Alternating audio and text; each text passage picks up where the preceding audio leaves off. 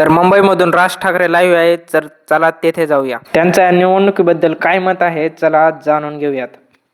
कशा प्रकारची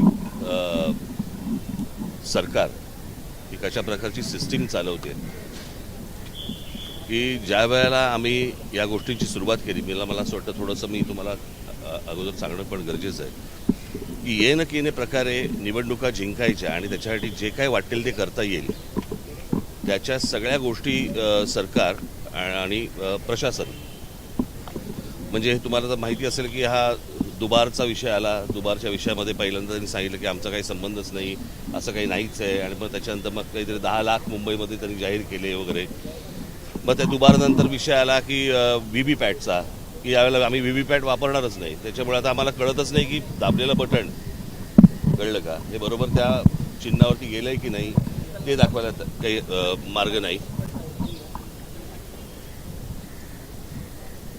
मार्ग नाही.